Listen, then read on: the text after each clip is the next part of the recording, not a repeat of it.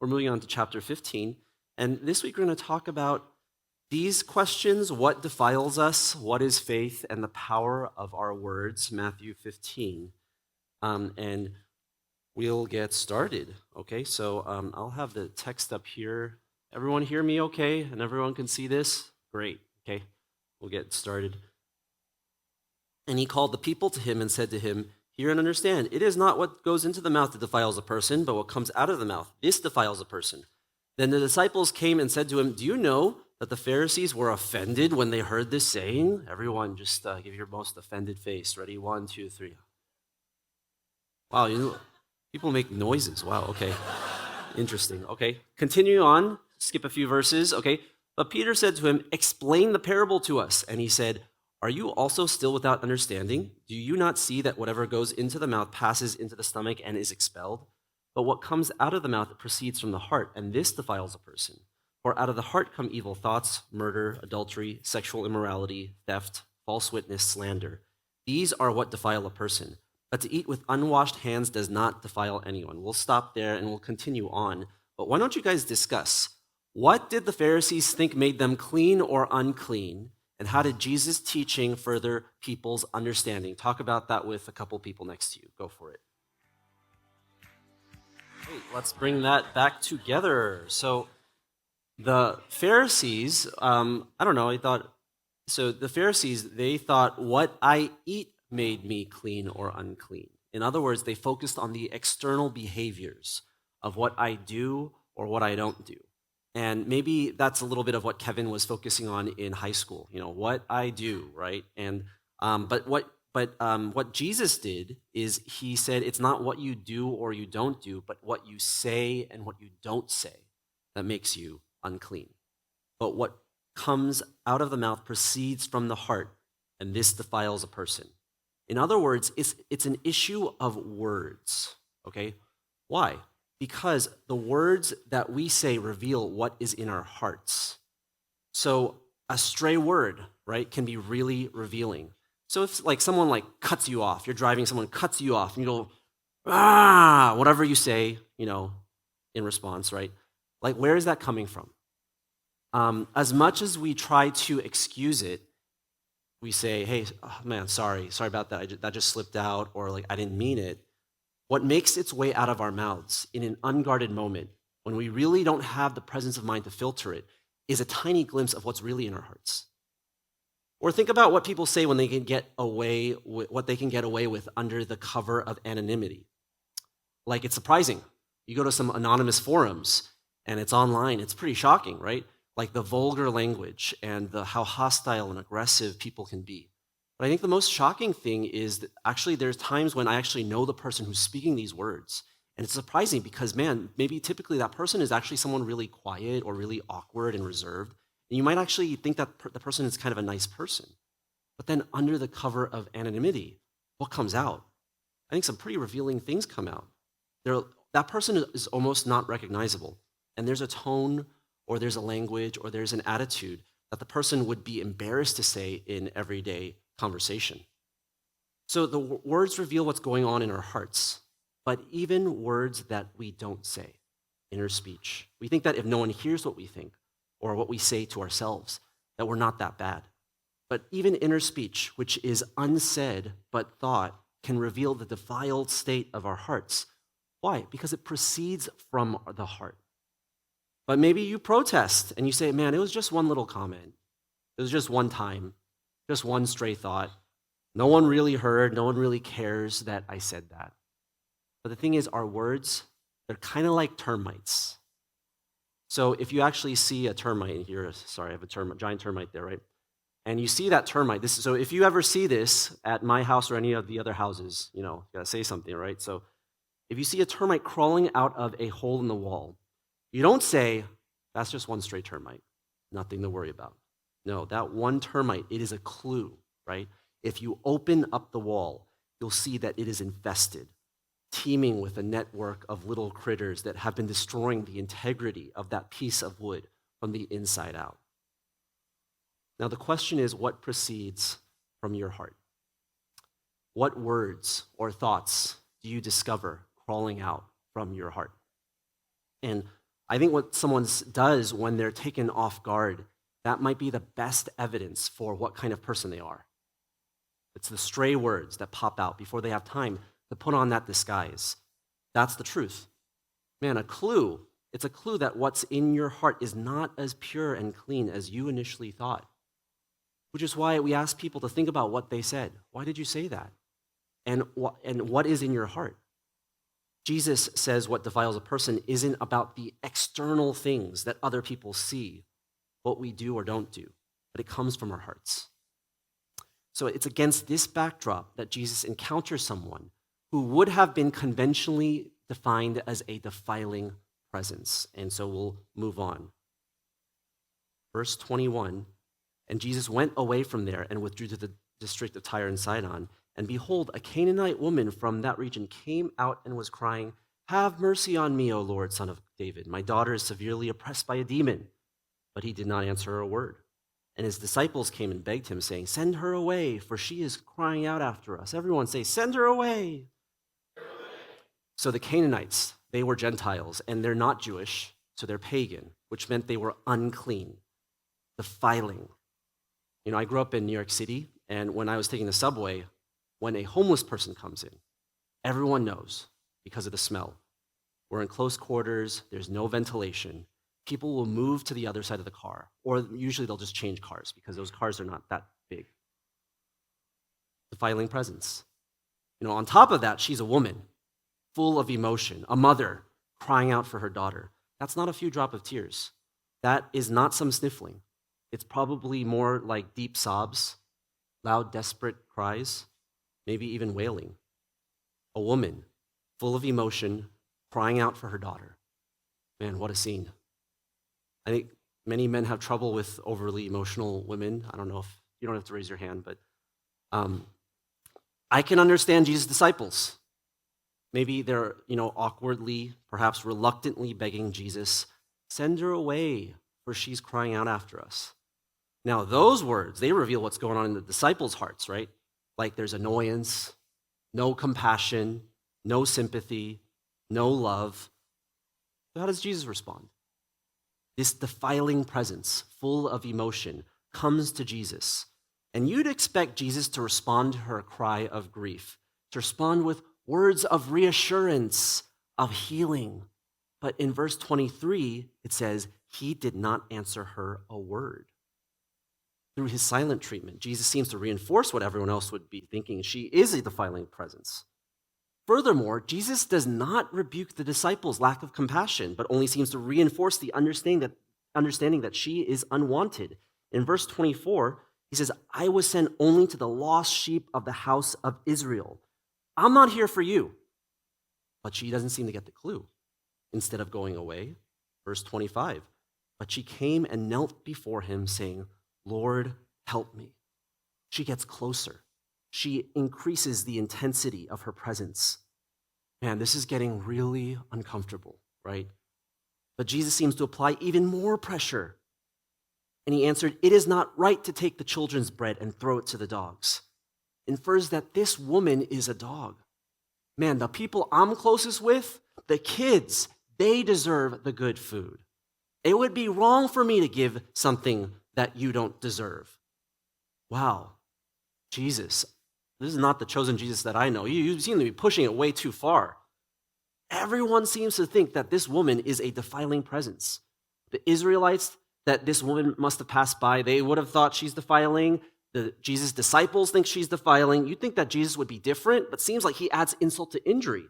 And even this woman, if she didn't get it before, surely now she knows herself that she is unwanted, that she is a defiling presence. So if you were in her shoes, you're going through all these obstacles, right? Traveling in a different country, going and you encounter meanness, people treating you like you're a homeless person, and finally arriving at the person you thought would treat you with kindness, instead insult you. Like, how would you respond? Like, you don't have to raise your hand, but like maybe curl up into a ball and cry, and just maybe that would be your response. Maybe you'd say like, "Forget you, Jesus." Psh, give him the hand. "I don't need this." Walk away. But see, rather than powering up, or being humiliated, she does this really counterintuitive thing. She agrees with the insult. Yes, Lord, yet even the dogs eat the crumbs that fall from their master's table. Despite everyone suggesting that she is no good and dirty, she keeps moving towards Jesus, seemingly undeterred, and says this remarkable statement. Well, like at first, it doesn't seem very remarkable. It seems kind of confusing. Like, does this woman just have really low self-esteem or something? Some amazing combination of sass and self-deprecation, to be able to say something, come up with that and say that. Wow. Until you think about what this would look like relationally. So I want you to imagine a married couple with a young child. Not hard to imagine. There's some people here, right? And marriage relationships, they're really close and they're really intense. And it's really in the closest relationships that the most tense words can be exchanged. So what if they're in a situation where the marriage isn't doing so well? Maybe the spark is kind of gone. Tension is increased. Maybe it even seems like, from external standpoint, it seems like maybe they're going to part ways. It's going to be over. And in a moment of frustration, after the last straw, the wife says, I'm leaving you. You're always at work. You're never at home. It's just me and the baby. You never listen. You don't care about me. You're so egotistical. And other such choice words are uttered. So how might the husband respond? Like he could respond by powering up with hostility or with attitude. Or he can get kind of hurt, shut down, grow cold, think about leaving. Like it wouldn't be so strange for the husband to say or think something like, who are you to tell me this? Why do you think I work so hard? It's for you, and this is the thanks I get? But the question is, what if the husband were to respond in a different way? What could he say to at least move the conversation in the right direction? What if he paused and then said, you're absolutely right. I haven't been as caring about you as I should have been. I am egotistical. I'm not loving. I don't think I deserve you. So if he were to say that, what could you learn about the husband's heart from what he says? Amongst other things, you could see at least there is some humility there, some care, some recognition of truth. What must be in his heart for him to be able to say something like that? Maybe it's a recognition of his own faults, his own shortcomings in the relationship. Maybe he sees his own deficiencies, maybe not just in the relationship, but just generally. And he doesn't measure up to what a husband should be to his wife. Supposed to be sacrificial, supposed to be faithful in all circumstances, in sickness and health, till death do us part. And as he recognizes his flaws, he sees that ugliness inside of him, seeing that he is lucky to have someone like her, and how it is true that he's not worthy of her. So instead of insisting, I deserve to be treated this way, he recognizes, I don't deserve you. And now she might even throw some additional insults into it, yeah, you don't love me, you're right. You only love yourself. You're finally seeing it now. You're seeing what everyone else sees. What if instead, in spite of all of that, instead of moving away from her, he keeps moving towards her. Says, yeah, you're right. Despite the insults, hurts. What you would see through that husband's words is the glimpse of something beautiful. We expect this woman to react with hostility or by being hurt and shutting down in humiliation.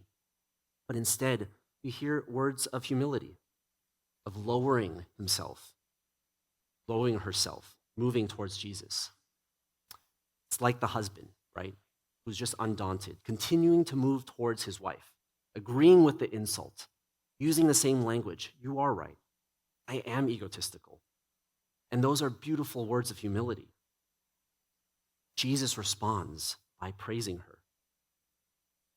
Oh, woman, great is your faith. And then he heals her daughter. Now, Jesus rarely praises people for their faith.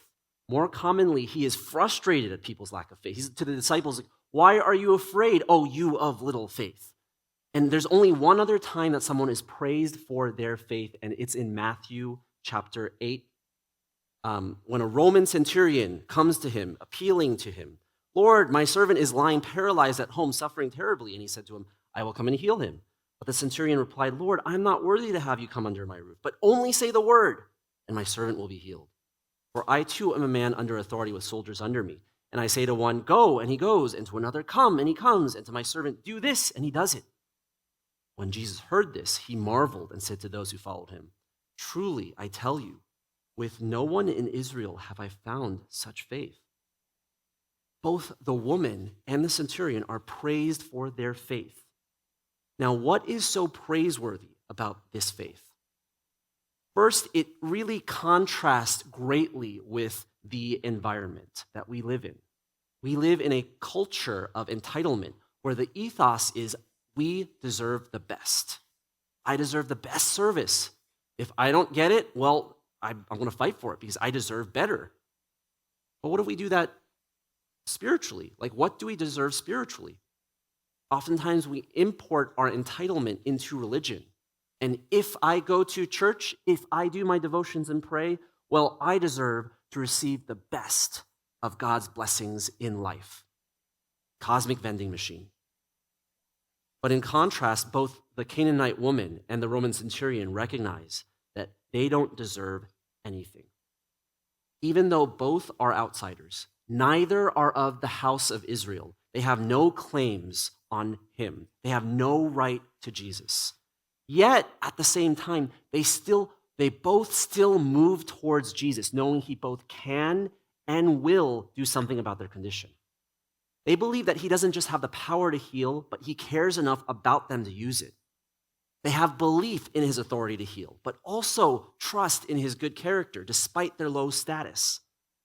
I think it takes faith to simultaneously see how unworthy you are and still believe that God can and wants to move towards you, and then to actually move towards God.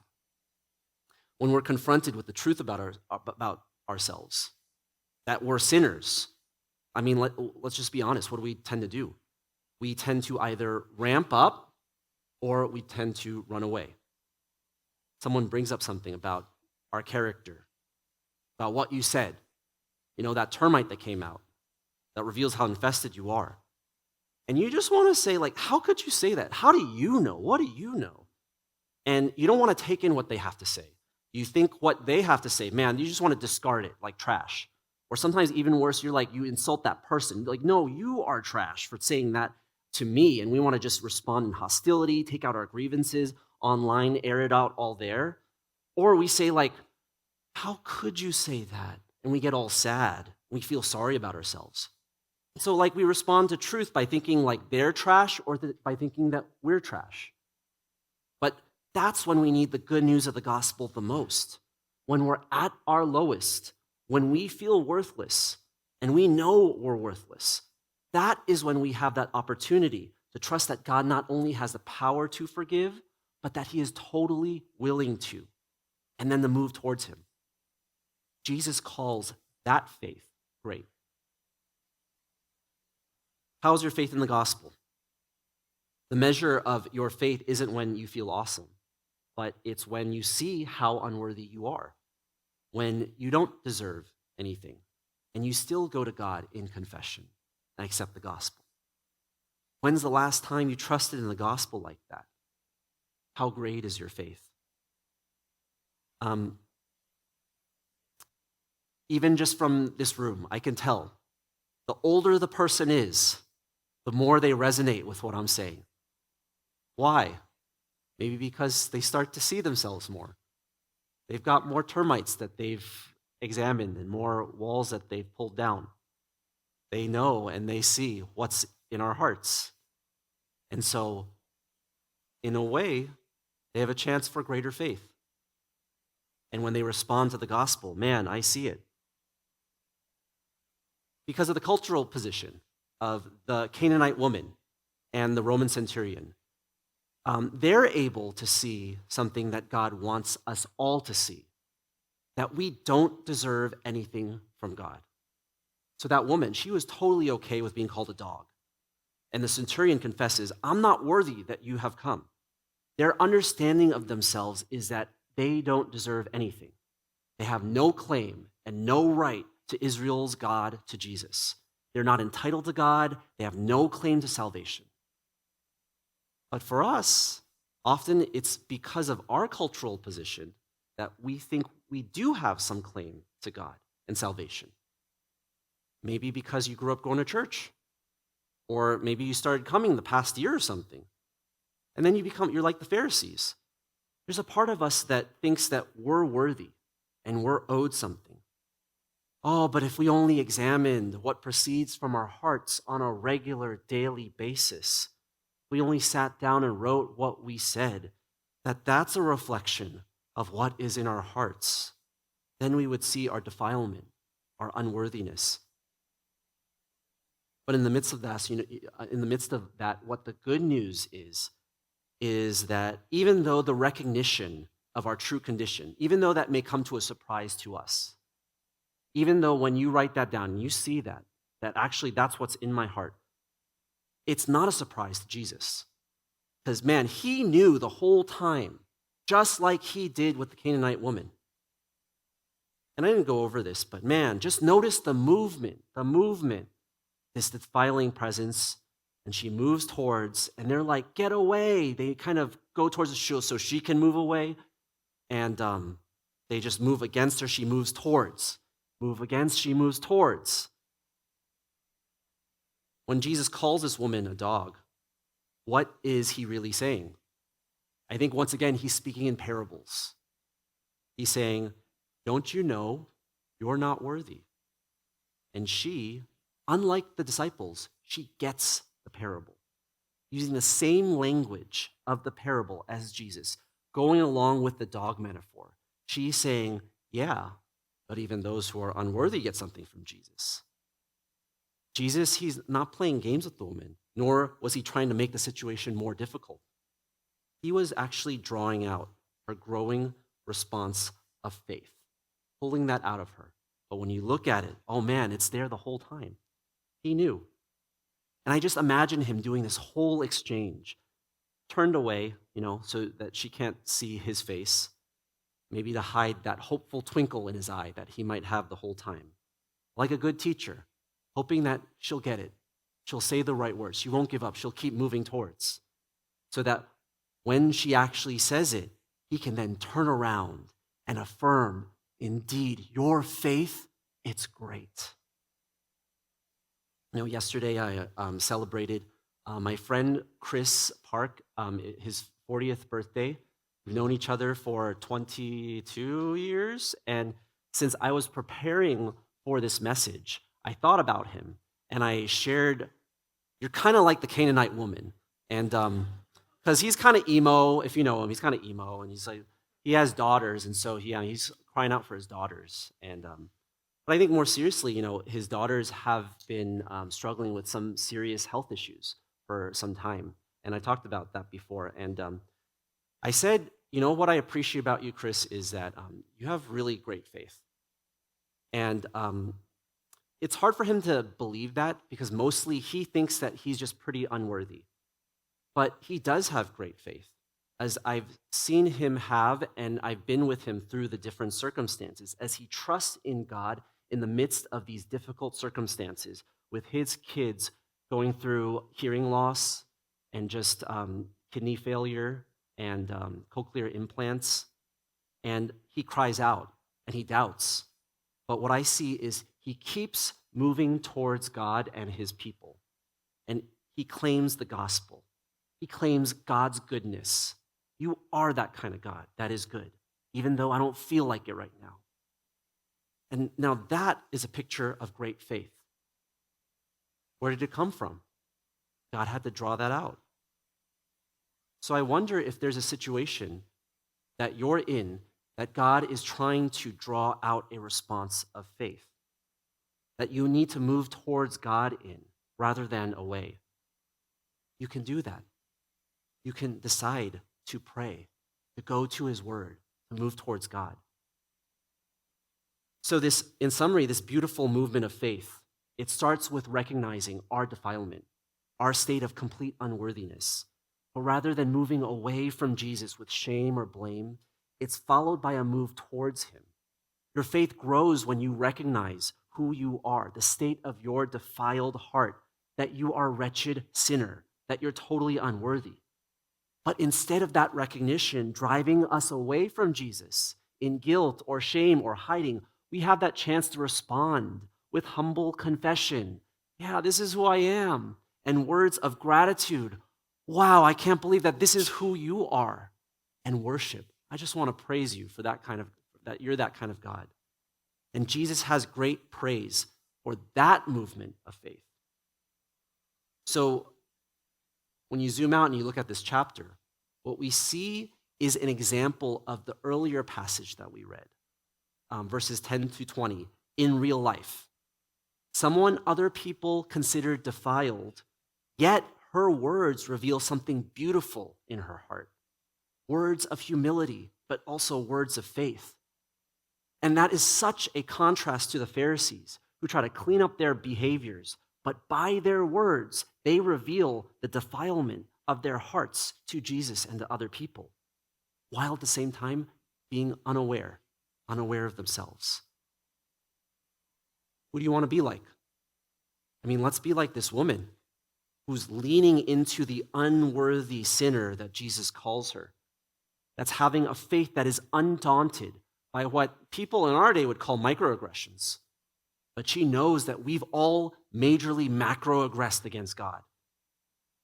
So I'd like to give you a chance to examine your life. Consider the words of this text. Think about this past quarter. How's your faith in the gospel? Are you moving towards Jesus with more confession, more gratitude, more praise? Are you moving away in shame, guilt, hiding? Maybe you just got to start with examining your words. What do they reveal? And where are you stuck? I think we have a hard time confessing our words because of pride that refuses to see the defiled state in our hearts. And if that's you, you just got to start with, Lord, this is what I've done. This is what I've said. That one stray word. Maybe you don't even know what that word is. Maybe you got to start with, the other day, I said something, and the other person reacted in a strange way. They didn't like what I said. So maybe there's something about what I said. And start there. Maybe you need to connect the words to what's in your heart.